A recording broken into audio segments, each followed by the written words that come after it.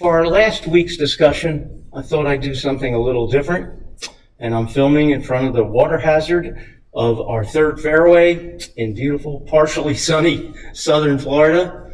And the topic for this week's discussion is post-World War II America and the changes that occurred during that 20-year period or so. According to a website provided by the Library of Congress, the 20 years following World War II were an extremely eventful amount of time.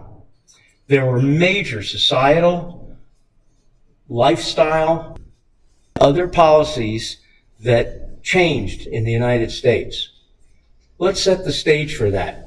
In 1945 and early 1946, approximately 12 million or so members of the armed forces were coming home from overseas. These people experienced the most deadly, the most brutal, the widest in scope war in human history. While they were fighting, there were also millions of women, also known affectionately as Rosie the Riveters, that were working in factories. Women wanted a different place in society, and returning soldiers, no matter what ethnic group they were, wanted equality. So during this period, various laws were passed in the United States, effectively ending 400 plus years of legal and de facto segregation. Women were freed from household chores through washing machines, dryers, dishwashers, frozen TV dinners. What used to take days now took minutes. In the following discussion, I'd like to point out 3 areas that experienced significant amounts of change and significant amounts of impact on American and ultimately worldwide life. The first of these is housing. During World War II, a man who was in the Seabees was tasked with building very, very quickly massive amounts of houses for incoming inductees. He learned how to factory build homes, and that forever changed the complexity and the mode of life in America. When Levittown, Long Island opened by Henry Levitt and his father, and Levitt and Sons was created, they eventually built 19,000 factory-built homes that, for all intent and purposes, created the suburbia that the United States has turned into. There are currently 175 million people living in what is classified as suburban areas by the U.S. Census Bureau. That's over 50% of our population. That was pretty impactful. It also, the homes were priced such that returning veterans could afford them, and the dream of single-family home ownership in America was born.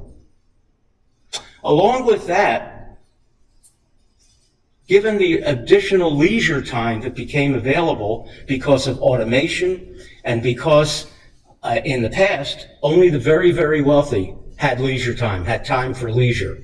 But all of a sudden, leisure was available to the masses. And one man took advantage of all of that and changed the way not only the United States, but the world looked at leisure time. By opening Disneyland and Disney World, Walt Disney impacted how people looked at what to do with their leisure time. It became an entire industry. Disney the major impact. The major impact individual opened up what became the first Walmart.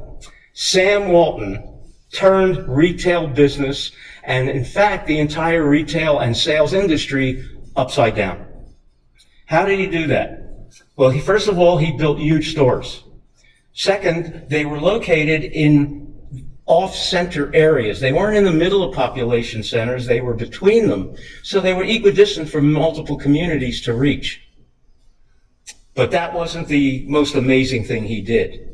At a time in the 1960s and 70s, pre-internet, Walmart at one time had the world's largest computer network.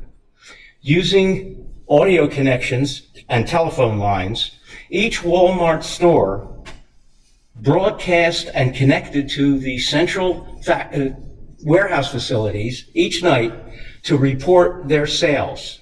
Not just the sales total, but what they sold, how much they sold, and who they sold it to. So in real time, Walmart knew who was buying what sold, and more importantly, what didn't sell. They were able to restock their stores instantaneously with goods that were moving. That served as the model for the entire retail industry for the future. And that was their real impact. Sam Walton invented computerized inventory control, which is used all over the world today by every retail business that exists. So the impact on American business was huge. While leisure parks attract approximately 33 million people a year in the United States alone visiting them, Walmart attracts 335 million people a week to their stores. It's quite an accomplishment. But I hope you can see the impact that these people made on the business world, on the leisure world, the housing world, and the way we live in this country.